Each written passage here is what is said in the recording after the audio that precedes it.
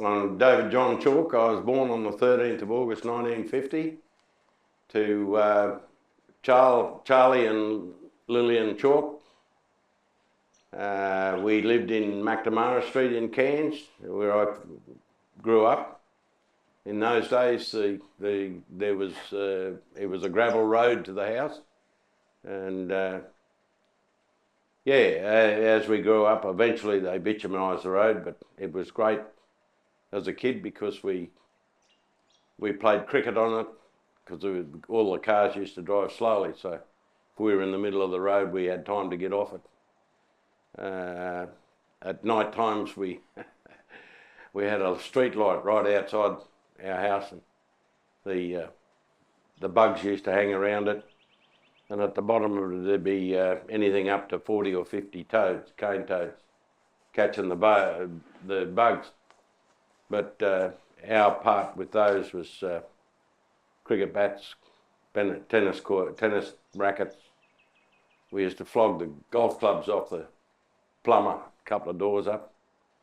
But the whole street got involved. There was probably about 10 or 12 kids of us, so it was pretty good growing up, because it was pretty militarised as far as our upbringing, because my mother was a chief petty officer in the Royal Navy during the war, and Dad made the dizzying heights of a lance corporal up in New Guinea in the Second World War as an armourer. And and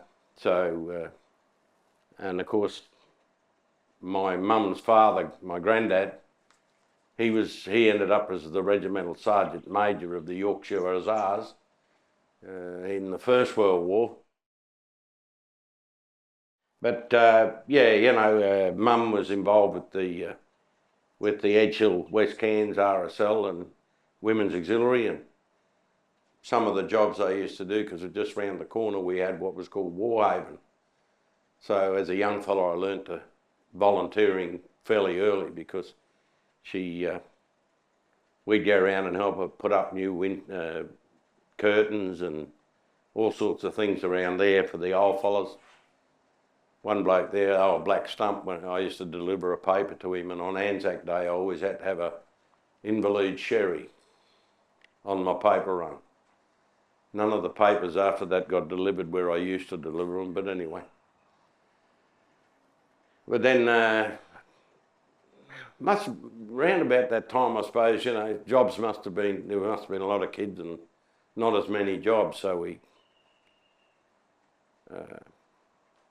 I applied for a couple of apprenticeships and didn't get them because obviously my education wasn't high enough. But anyway, wasn't too many jobs around. So we joined the army and away we went. I turned 17 in the August, and then I actually joined the army on my father's birthday, the 22nd of October. And away we went. We're down there on Christmas at Kapuka. My father didn't want to sign the paperwork, and my mother said, well, I can sign it for him. So he mumbled and grumbled and signed it, but he wasn't happy about me going. He never ever told me why, but I suppose I could, years later I could probably have told you why, but anyway. He said, so I went in, I think it was about 15 months before I got home again, which was 1968. When I was posted from Kapuka to Puckapunyal, where I became an armoured vehicle driver, SIG. Anyway, I went to Vietnam on the 1st of October, got off the plane. The OC was standing there and said, you get in the Land Rover with your bag. I was supposed to go to a unit called 1ARU, which was, you went there for about a fortnight, orient yourself with Vietnam.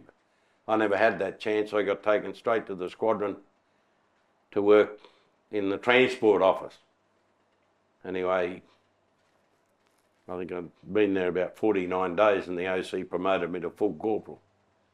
The same day Normie Rowe got his second strike. And Normie said, how come you got two at once? I said, I'm just fucking smarter than you are, Normie. Anyway, Normie and I are still good mates. these days. Still talk to him occasionally. I went back, and next thing I know, they're saying, "Oh, you're now going to one troop." So I went down there to one troop, and they said, "You're the troop corporal." And I go, "But I'm only a brand new corporal." Usually, the troop corporal was a senior bloke. Not in this case.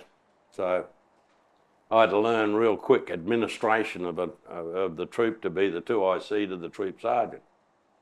Anyway, after a while, Normie Rowe was going home, and I kept saying, "I want to go out to the line troops. I want to learn how to be a line trooper."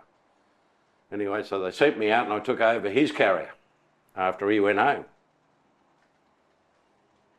And after a couple of ops, we came up to Operation Massey Harris, which was the previous operation. We'd been in the area. We found rice paddies. I found my section found a bunker system. Anyway, Operation Massey Harris was to go back out, blow up the bunker system and burn the rice paddies. Of course, I never made it as far as that, so I didn't even get to see my bunker system get blown up, and got medevaced out with a compressed fractured spine, lumbar spine, bruises, cuts everywhere, ruptured eardrum. And it was funny because I always wanted to have a look at the Long Highs, which is a place we'd done an op in, from the sky.